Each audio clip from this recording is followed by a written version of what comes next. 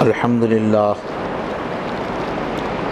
للہ وکفا وسلام علی عبادہ الذین اصطفى اما بعد قال اللہ تبارک وتعالی اعوذ باللہ من الشیطان الرجیم بسم اللہ الرحمن الرحیم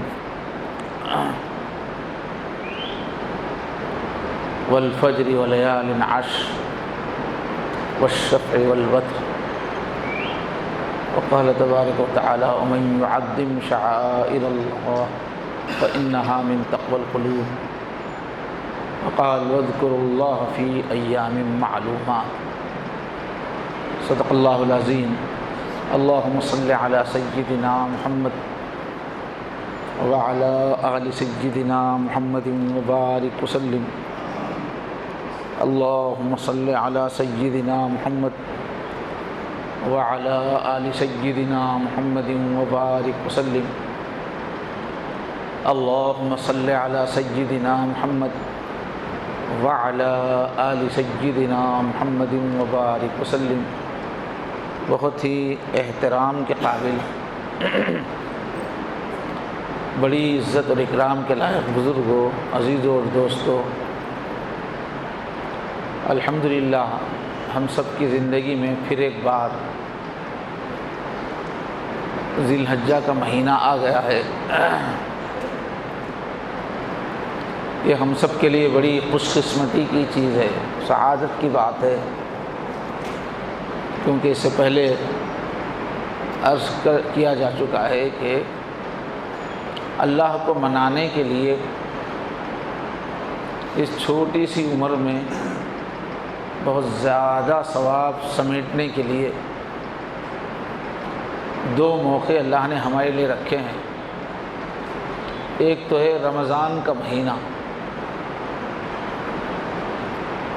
رمضان میں اللہ تبارک و تعالیٰ نے بہت ساری نیکیاں رکھ دیں، بہت ساری عبادتیں رکھ دیں، اور پھر ان کا بہت زبردست ثواب عطا فرماتے ہیں۔ میرے بھائیو، ہم کو جنت حاصل کرنے کے لیے بہت زیادہ کوشش کی ضرورت ہے، بہت زیادہ نیکیوں کی ضرورت ہے، اس لیے کہ جنت کوئی چھوٹی معمولی چیز نہیں ہے۔ اللہ کے نبی نے فرمایا الا ان سلعۃ اللہ غالیہ، اللہ تعالیٰ جو سودا لے کے بیٹھے ہیں، جو سودا بیچنے کے لیے بیٹھے ہیں، اللہ کا جو سودا ہے وہ بہت مہنگا ہے۔ اور فرمایا سنو، اللہ کا سودا جنت ہے۔ ہم سب کی زندگی کا ٹارگٹ کیا ہے؟ نشانہ جنت حاصل کرنا اور دوزخ سے چھوٹ جانا۔ جنت کا حاصل کرنا کیا ہے؟ ہمیشہ کے لیے گویا بادشاہی کا مل جانا ہے۔ تو بہت بڑی چیز ہے جنت۔ اس کے لیے ہر مومن کے دل میں ایک تڑپ ہونی چاہیے، جستجو ہونی چاہیے کہ میں رات دن نیکیاں کروں گا، ایک پل بھی نیکی کے بغیر جانے نہیں دوں گا۔ ہم کو جو زندگی دی گئی ہے یہ جنت کی کمائی کے لیے دی گئی ہے، اور گنی ہوئی سانسیں ہم کو ملی ہوئی ہیں۔ جتنی سانسیں ہیں بس اتنا ہی جینا ہے، ایک سانس کی بھی پھر مزید مہلت ملنے والی نہیں ہے، اور یہ وقت بڑا تیزی سے گزرنے والا ہے۔ اس لیے مومن وقت کو بالکل ضائع نہیں کر سکتا، اس کو ہر سیکنڈ اپنا استعمال کرنا ہے۔ ٹائم کلنگ کا کوئی تصور، وقت گزاری کا کوئی تصور ہمارے پاس نہیں۔ وقت گزارنے کے لیے نہیں ہے، وقت پوری فکر کے ساتھ، پوری جستجو کے ساتھ اور پوری سرگرمی کے ساتھ استعمال کی چیز ہے۔ تو جنت حاصل کرنے کے لیے بہت زیادہ جستجو کی ضرورت ہے، بہت زیادہ نیکیوں کی ضرورت ہے۔ جنت ایک بہت ہی بڑا پلاٹ ہے، وہ اس دنیا سے شاید 10 گنا بڑا، کم سے کم جو جنتی کو جنت ملنے والی ہے۔ اتنے بڑے ایریے کو آباد کرنا ہے ہم کو، اتنے زبردست ایریے کے اندر شہر بسانے ہیں، عمارتیں بسانی ہیں، محلات بسانے ہیں، باغات، اور ہر طرف اس کو آباد کرنا ہے۔ اتنا بڑا ایریا جو آباد ہوگا ہمارے اعمال سے ہوگا، مٹھی بھر اعمال سے اتنی بڑی جنت کو کیسے سجا سکتے ہیں؟ تو ضرورت اس بات کی ہے کہ ایک دھن ہو، ایک تڑپ ہو کہ میں خوب نیکیاں کماؤں۔ تو اس کے لیے اللہ تعالیٰ نے شارٹ کٹ رکھے ہیں امت کے لیے، چونکہ کام بہت بڑا ہے، وقت کم ہے، تو اللہ نے اپنی رحمت سے کم وقت میں زیادہ ثواب کمانے کے مواقع رکھے ہیں مومنوں کی زندگی میں۔ تو ہوشیار آدمی وہ ہے جو ایسے موقعوں کی طاق میں ہو کہ جس میں ہم سیکنڈوں میں کروڑوں کما سکیں۔ عقل مند انسان وہی ہوتا ہے ترقی کرنے والا، جو موقع کی پہچان رکھتا ہے اور موقع سامنے آتے ہی پوری قوت سے مشغول ہو جاتا ہے، وہی عقل مند ہے۔ اب تجارت کرنے والوں میں بھی دو قسم کے لوگ ہوتے ہیں۔ کچھ لوگ تو وہ ہوتے ہیں کہ محنت تو اچھی کرتے رہتے ہیں، سال بھر بڑی پابندی سے دکان اپنی کھول رہے ہیں، اپنی تجارت چلا رہے ہیں، بہت محنت کر رہے ہیں، بڑی پابندی کر رہے ہیں، لیکن ان کو مارکیٹ پہ ان کی نظر نہیں ہے کہ مارکیٹ میں کس وقت کس چیز کی مانگ پیدا ہو گئی ہے۔ بس وہ ایک روٹین ہے، کرتے جا رہے ہیں، جو مال لا کے بیچنا ہے بس بیچتے جا رہے ہیں، مارکیٹ پہ گہری نظر نہیں۔ دوسرا تاجر وہ ہے جو مارکیٹ پہ گہری نظر رکھتا ہے، لوگوں کی طلب پہ گہری نظر رکھتا ہے کہ اس وقت کون سی چیز لوگ چاہ رہے ہیں، جس چیز کی ڈیمانڈ ہے وہی سپلائی آدمی کرے تو بہت تیزی سے ترقی کرے گا۔ جس وقت لوگوں کو جو ضرورت ہے، جو چیز مہنگی بک سکتی ہے، مانگ کے ساتھ بک سکتی ہے، جس کا مجھے بھرپور نفع ہوگا، ایسی چیز کو فوراً اختیار کرنا وہ ہے ہوشیار تاجر۔ ایسے تاجر جو ہے بہت دور چلے جاتے ہیں ترقی میں۔ تو یہ زندگی بھی کیا ہے؟ تجارت ہے، جیسا کہ بار بار عرض کیا گیا، قرآن مجید میں اس کی تشبیہ ہماری زندگی کو بزنس سے تشبیہ دی گئی، تجارت۔ تو اس میں اپنے اوقات کا بھرپور استعمال کر کے جنت حاصل کرنا، یہ ہے کامیابی۔ تو اللہ نے مواقع رکھے ہیں، ان خاص موقعوں پر اگر ہم خوب جم کے محنت کریں تو ہماری آمدنی بہت بڑھ جائے گی، ہماری دولت بہت بڑھ جائے گی، آخرت کا جو ہمارا خزانہ ہے وہ زبردست تیار ہوگا، اور ہم جنت پانے کی اہلیت اپنے اندر پیدا کر لیں گے۔ تو اس کے لیے تو ایک رمضان ہے 30 دن والا جو گزر چکا، اور ایک رمضان ہے جو آج شام سے شروع ہوگا شاید، تو یہ 10 دن کا ہے، لیکن فضیلت میں یہ اس رمضان کے سے کم نہیں ہے۔ جس طرح رمضان میں ہم لوگوں کی آنکھوں میں ایک چمک آ جاتی ہے اور ہمارے ولولے تازہ ہو جاتے ہیں، ایک طرح کی پورے محلے کے اندر، پوری ہماری سوسائٹی کے اندر ایک حرکت آ جاتی ہے، معمولات بدل جاتے ہیں، سب کے سونا اٹھنا ٹائم ٹیبل بدل جاتا ہے، ایک عجیب طرح کی پھرتی اور ایک رونق آ جاتی ہے پورے ماحول کے اندر۔ ان 10 دنوں میں بھی ضرورت ہے اس کی کہ ہم آخرت کے لیے، اپنی جنت کے لیے پوری قوت سے دوڑ لگائیں اس میں۔ سابقوا الی مغفرۃ من ربکم، ایک دوسرے سے آگے بڑھنے کی کوشش کریں، کیونکہ یہ بھی بہت زبردست رمضان ہے، یہ 10 دن کا، تو بہت متبرک دن ہے یہ، بڑے اس کے فضائل بیان کیے گئے ہیں۔ تو کیونکہ یہ اللہ کی ایک بہت ہی پیاری عبادت حج بیت اللہ، اس کا موسم ہے یہ۔ بندے دنیا میں اللہ کو دیکھنے کے لیے تڑپتے رہتے ہیں، جس سے محبت ہوتی ہے اسے دیکھنے کو جی چاہتا ہے، اس سے ملنے کو جی چاہتا ہے، اس سے باتیں کرنے کو جی چاہتا ہے، اس سے چمٹنے کو جی چاہتا ہے۔ تو سال بھر ہم نماز تو پڑھتے رہتے ہیں، لیکن ہمارا محبوب آنکھوں کے سامنے نہیں ہوتا، اللہ غیب میں ہے۔ تو یہ جو تڑپ ہے اپنے محبوب کے دیدار کی، اپنے رب کے دیدار کی، اللہ تعالیٰ نے انسان کی اس فطرت کو سامنے رکھ کر ہم کو اپنے دیدار کی جگہ پر کعبۃ اللہ دے دیا کہ تم مجھے تو نہیں دیکھ سکو گے اس دنیا میں، اگر میری تجلی ہو تو یہ زمین آسمان یہ سب ختم ہو جائیں گے، مجھے تو نہیں دیکھ سکو گے، لیکن یہ میرا گھر ہے مکے میں، یہاں مسلسل میری ذات کی تجلی برستی رہتی ہے، ہر وقت وہاں اللہ کی ذات کی تجلی ہوتی ہے۔ تو تمہارے جو ارمان ہیں نا دیکھنے کے، چمٹنے کے، لپٹنے کے، آؤ میرے گھر آؤ۔ ایک انسان ہونے کے ناطے جو ظاہری چیزوں کا تمہارا ذوق ہے اس کی تسکین کے لیے آؤ۔ تو ماشاءاللہ ساری دنیا سے اللہ کے چاہنے والے حج کا انتظار کرتے رہتے ہیں، لوگ زندگیاں انتظار میں گزار دیتے ہیں، اور پھر پوری دنیا سے قافلے نکلتے ہیں اللہ کی محبت والے۔ اللہ کے دیدار کا شوق ہے، مگر کم سے کم بیت اللہ کا دیدار ہو جائے گا، بیت اللہ سے چمٹ سکتے ہیں، بیت اللہ کے پھیرے لے سکتے ہیں، بیت اللہ کے پاس اور اس علاقے میں اپنی قربانی پیش کرتے ہیں۔ اپنی جان نہ پیش کر سکے تو اپنی جگہ پہ جانور کو قربان کر دیتے ہیں۔ تو یہ جو عبادت ہے حج کی، بہت ہی عجیب عبادت ہے، بڑی محبتوں سے بھری عبادت ہے، بڑی مشقتوں سے بھری عبادت ہے۔ ساری دنیا سے کونے کونے سے جانا، لمبا سفر کر کے جانا۔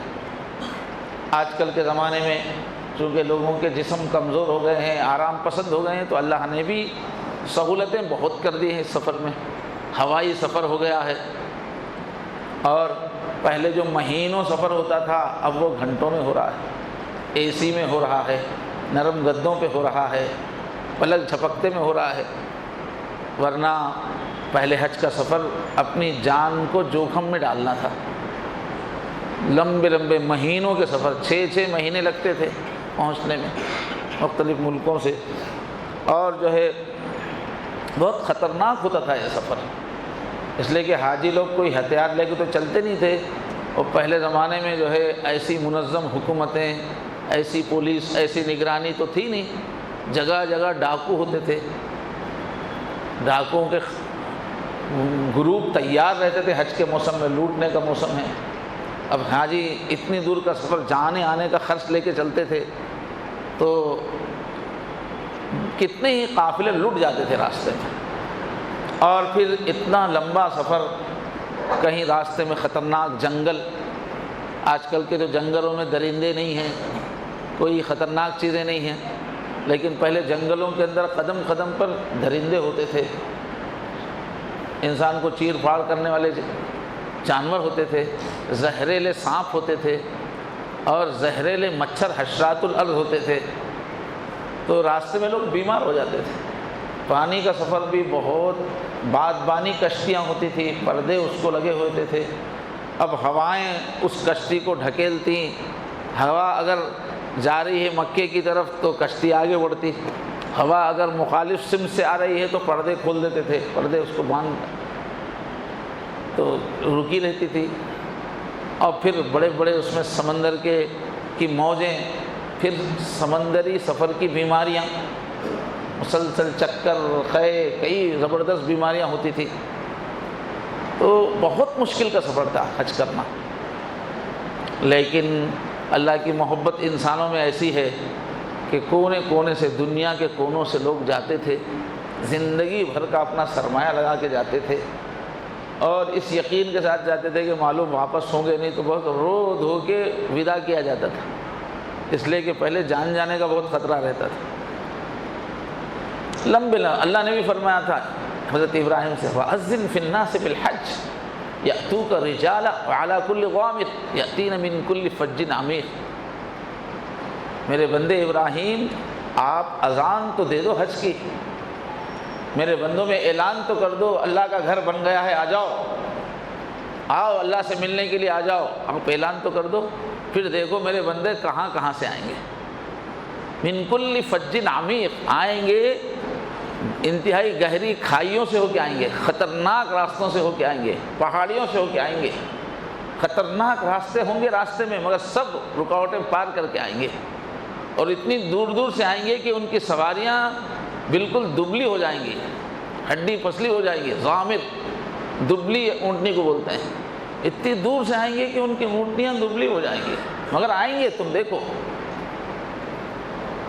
تو یہی ہوتا ہے الحمدللہ، پوری دنیا سے اللہ کے بندے اللہ کی محبت میں ایک عاشق کا روپ دھار کے آتے ہیں، احرام بن کے نکلتے ہیں، حرم پہنچتے ہیں تو احرام کی حالت میں پہنچتے ہیں کہ بادشاہ بھی وہی لباس پہنا ہوا ہے جو ایک فقیر پہنا ہوا ہے، اعلیٰ کپڑے نہیں، الگ الگ اسٹینڈرڈ کے کپڑے نہیں، سب کے ایک ہی کپڑے۔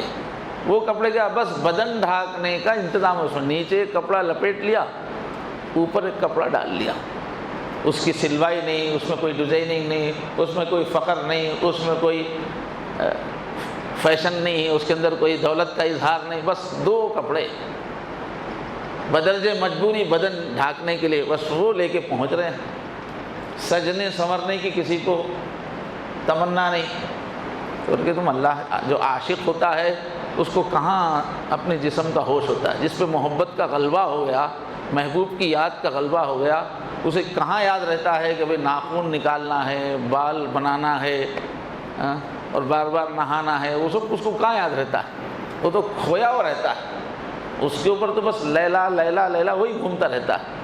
تو یہی کہا گیا حاجی کو تم بھی بس تلبیہ لبیک لبیک لبیک کے اندر کھو جاؤ، تم اللہ کے چاہنے والے بن کے آ رہے ہو تو چاہنے والوں کے رنگ میں آؤ، چیختے ہوئے پکارتے ہوئے خوب زور سے تلبیہ کہنے کا الحج الحج والسج، حج کیا ہے، خوب چیخنا لبیک لبیک لبیک، لگے کہ پاگل ہے کیا یہ، اور پھر وہاں جا کے قربانی دینا، یعنی اپنے آپ کو قربان کرنا ہے تو اب اس کے بدلے میں جانور پیش کر رہا آدمی، اصل تو اپنی جان پیش کر رہا ہے۔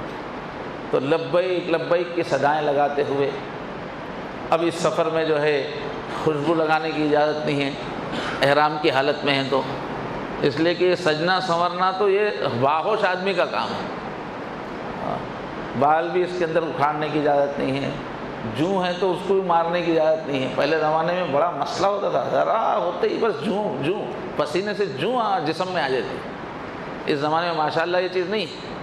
ایک دور تھا کھٹمل بہت آسانی سے بہت زیادہ ہوتے تھے، آج کل البتہ جھینگروں کا مسئلہ ابھی باقی ہے گھروں میں، پہلے کھٹملوں کا بڑا مسئلہ ہوتا تھا، اور یہ سفر والوں کو جوؤں کا بڑا مسئلہ ہوتا تھا پہلے۔ لیکن حاجی ان سب چیزوں سے بے نیاز، بس اللہ کی یاد میں ڈوبا ہوا، محبت میں ڈوبا ہوا پہنچ رہا ہے۔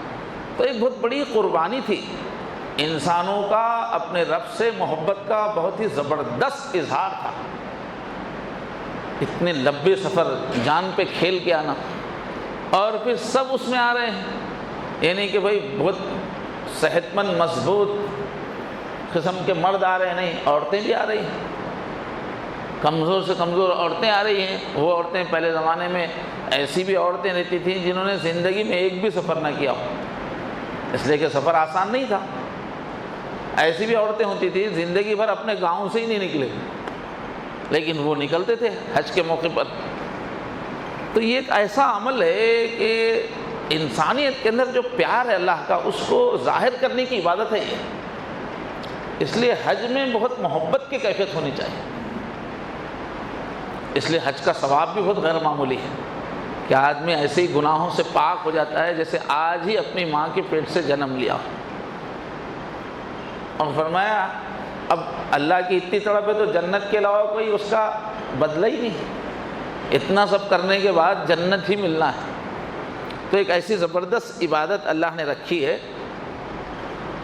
اس عبادت کے دن ہے یہ، ساری دنیا سے حاجی جا رہے ہیں، پہنچ رہے ہیں، اس وجہ سے اللہ کی رحمت جوش میں ہے، اس وجہ سے یہ دن بہت ہی محترم دن ہے، اور ہم لوگوں کو ان دنوں میں اللہ کی طرف متوجہ ہو جانا چاہیے، اس لیے کہ حج میں سب کیا ہے، اللہ تعالیٰ کے شعائر ہیں، اس میں کعبہ اللہ تعالیٰ کا ایک شعائر میں سے ہے، صفا مروہ حضرت مقام ابراہیم، شعائر اس کو کہتے ہیں جس کا خاص اللہ سے اٹیچمنٹ ہے، اس کو شعائر کہتے ہیں، جو علامتیں ہیں اللہ سے تعلق کی۔ تو حضرت ابراہیم علیہ السلام بہت اللہ کی محبت میں ڈوبے ہوئے، حضرت اسماعیل اللہ پہ قربان، پھر ان کے ہاتھ کا بنایا ہوا کعبہ، اور پھر ان کی ادائیں صفا مروہ، سب اللہ تعالیٰ کی علامتیں ہیں، اور ہم کو یہ سکھایا گیا ہے کہ تم کو دنیا میں اللہ تو نظر نہیں آتے، مگر ایسا کرو جس چیز کا اللہ سے خاص تعلق ہے اس کے ساتھ ذرا اسپیشل رویہ رکھو، اس لیے کہ وہ تمہارے اللہ کی نشانی ہے۔ اس سے محبت کا تعلق رکھو، اس سے عظمت کا تعلق رکھو۔ تو ابھی جو آیت پڑھی گئی، اللہ فرماتے ہیں کہ جس کے دل میں تقویٰ ہوتا ہے، اللہ سے تعلق ہوتا ہے، وہ اللہ سے جڑی ہوئی علامتوں کی بڑی عزت کرتا ہے، اس کا احترام کرتا ہے۔ تو اب حاجی جا رہے ہیں حج کے لیے، اللہ تعالیٰ کی علامتوں کے پاس جا رہے ہیں، یہ سب بھی حج کا پورا منظر بھی ایک شعائر۔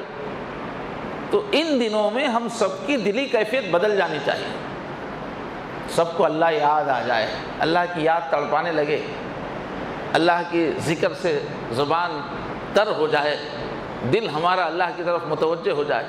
لوگ اتنی دور دور سے جا رہے ہیں، ہم نہیں جا پا رہے ہیں، اس کا غم ہونا چاہیے۔ جا کے آئے بھی ہیں تو یادیں اسی کی ہونی چاہیے۔ اس دنیا میں اللہ کی یاد کے سوا اور کیا رکھا ہے؟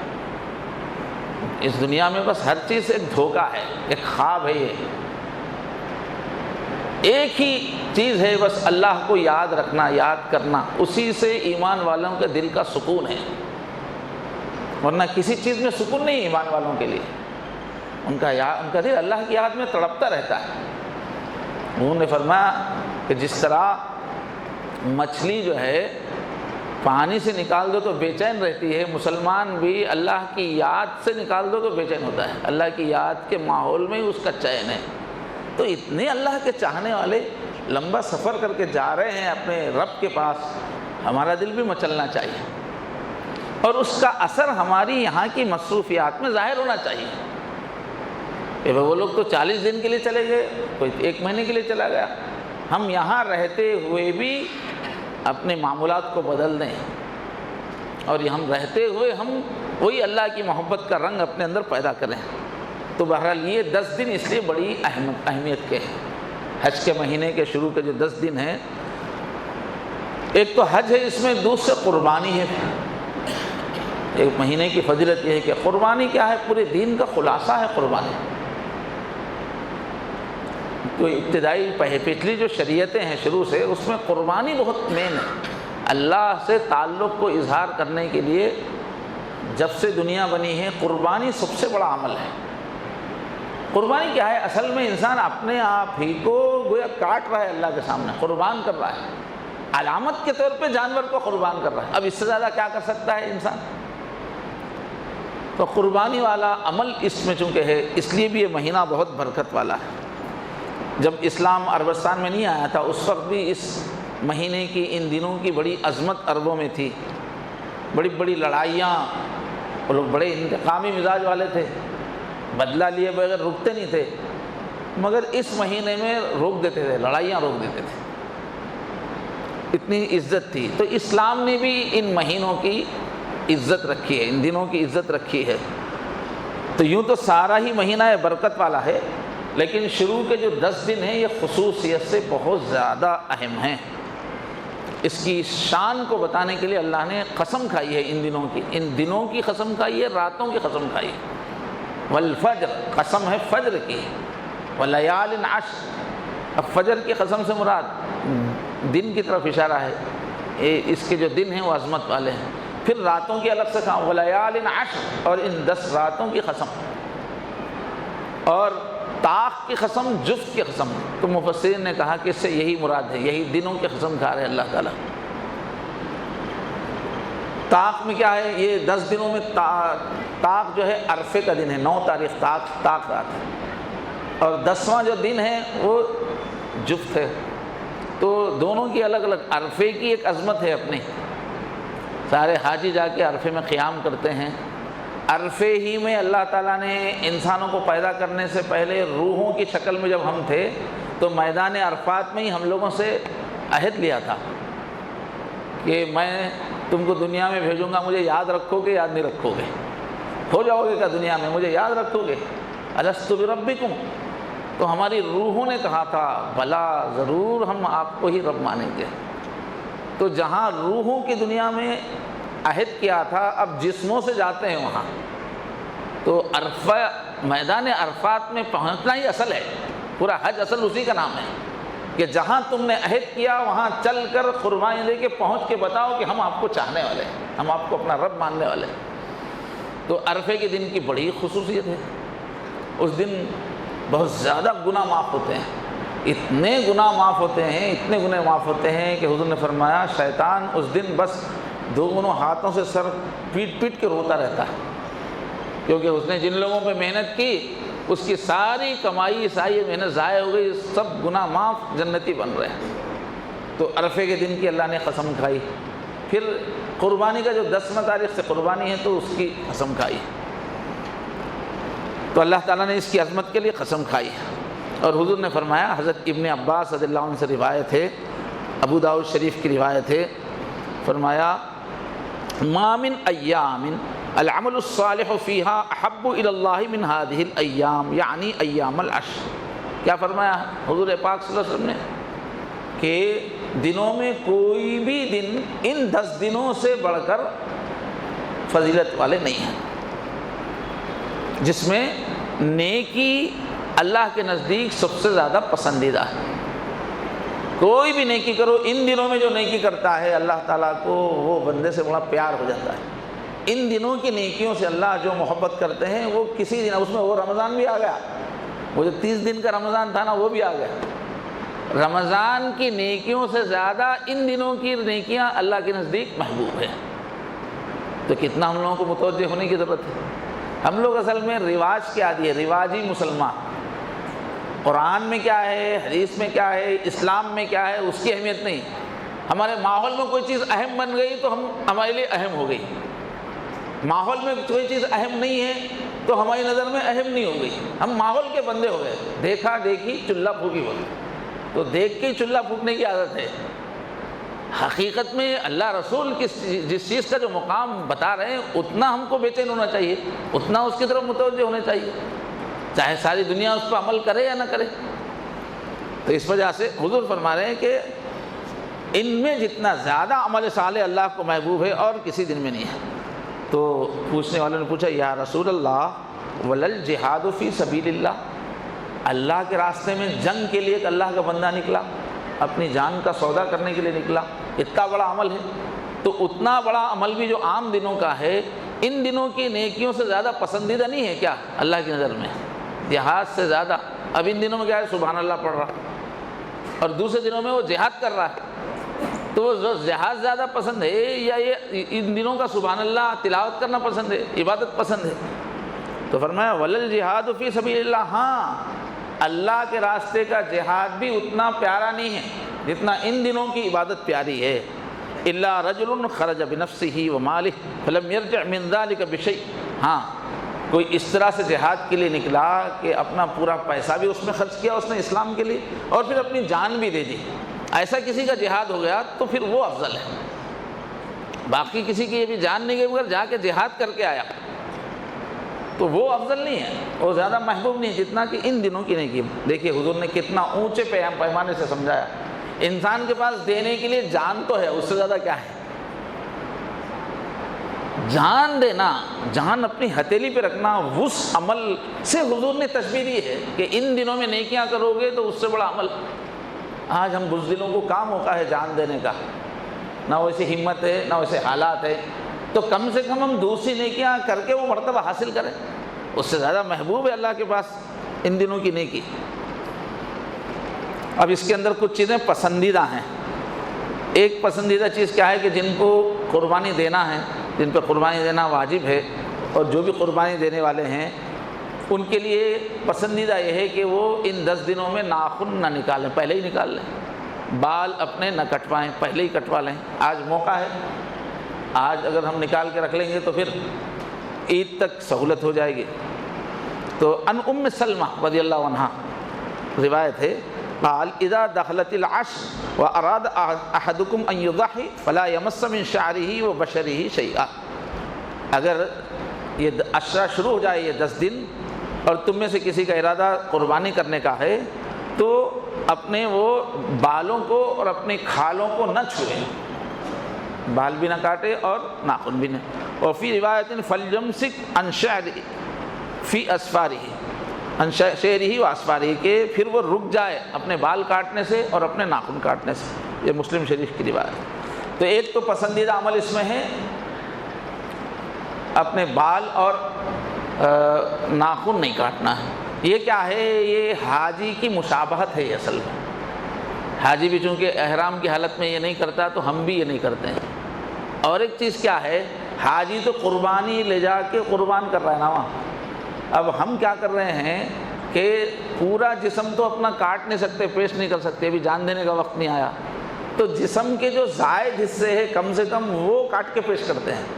اب سے لے کے 10 دن تک اپنے جسم کا حصہ ہے بال، جسم کا حصہ ہے ناخن، تو 10 دن تک اس کو سنبھال کے رکھیں گے.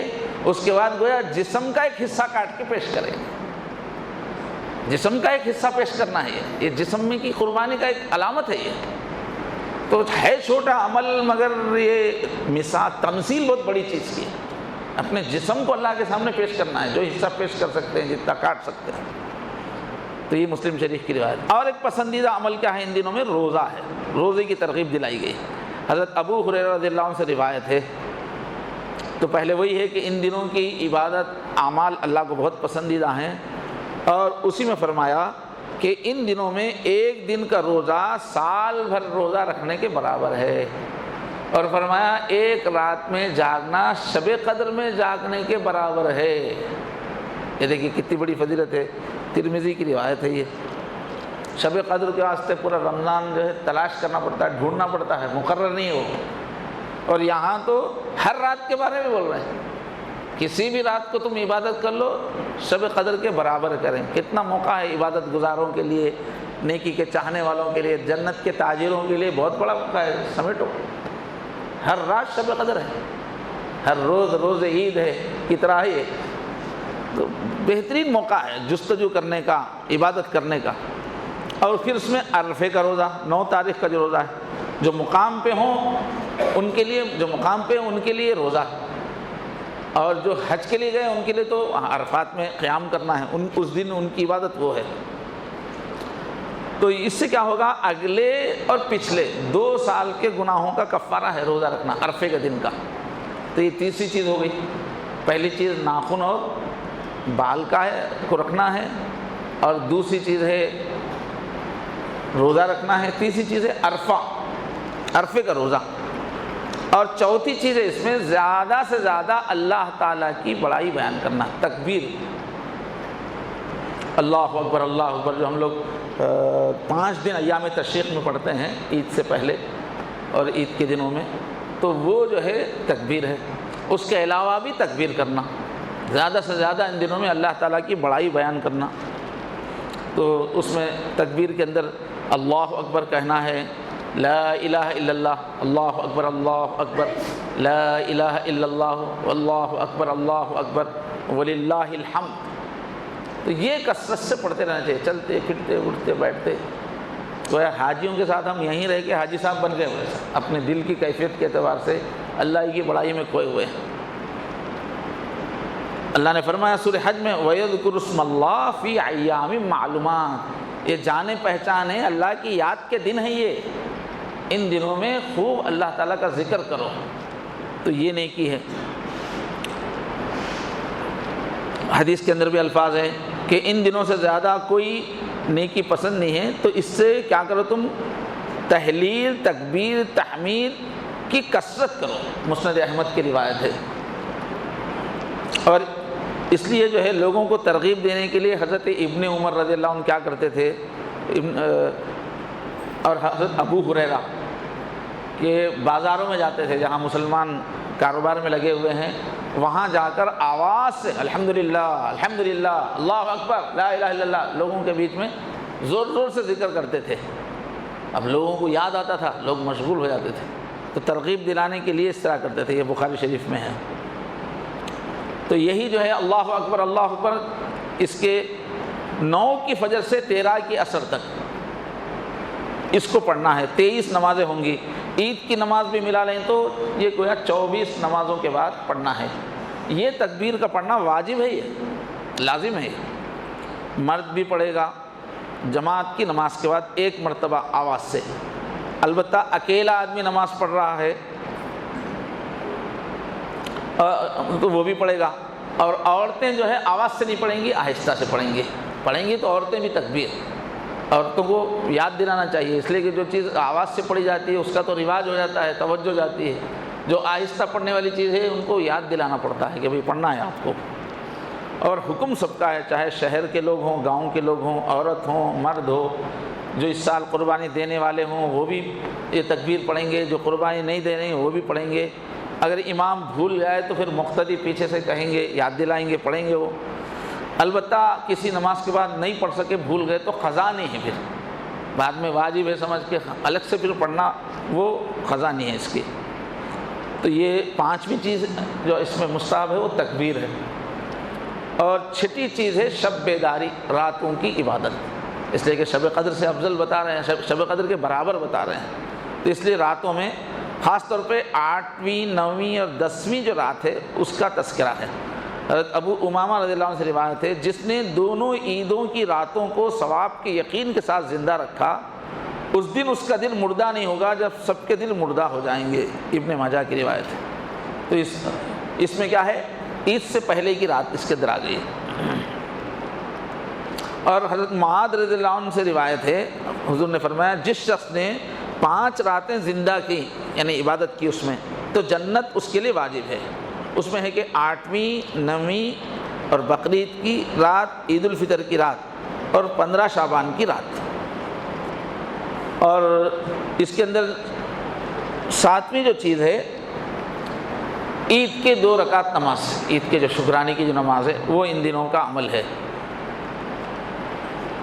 تو اس میں جو ہے عید الاضحیٰ میں نماز کو جلدی پڑھنا مستحب ہے، اور قربانی میں بھی جلدی کرنا مطلوب ہے۔ اور حضور جو ہے عید الاضحیٰ میں جلدی کرتے تھے، اور عید الفطر میں نماز میں تھوڑی تاخیر کرتے تھے۔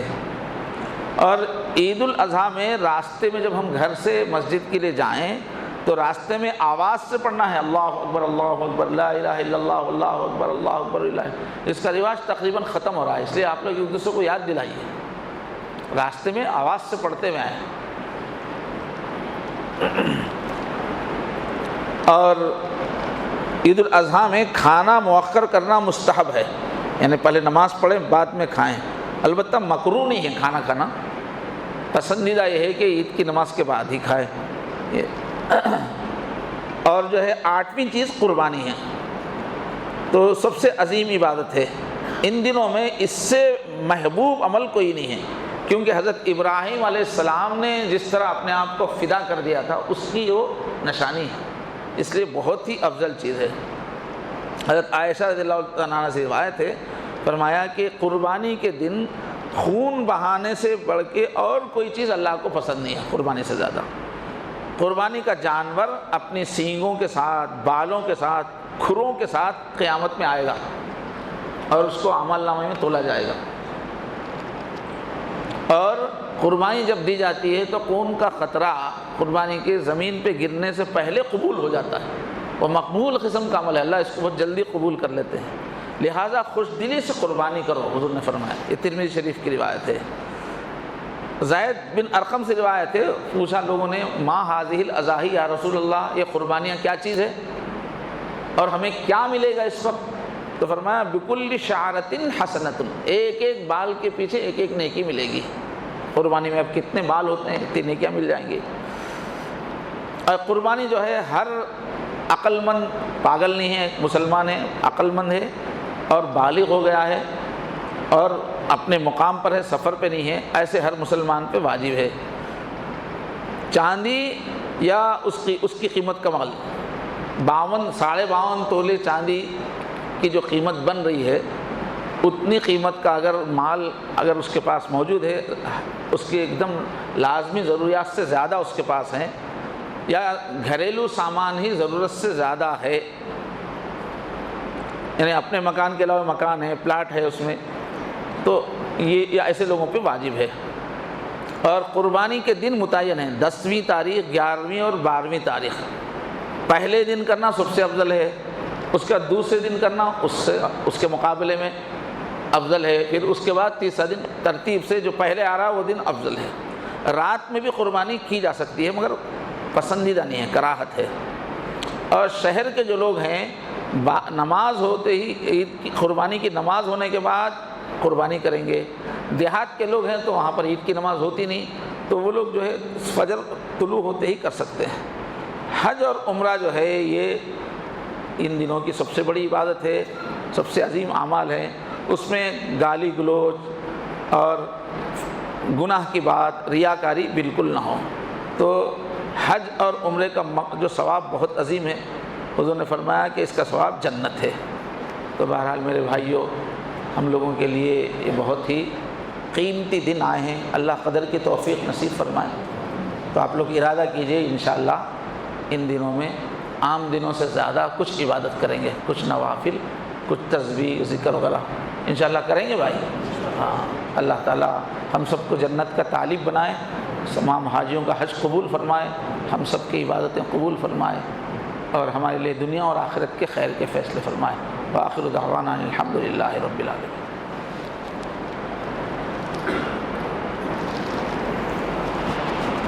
مجھے تو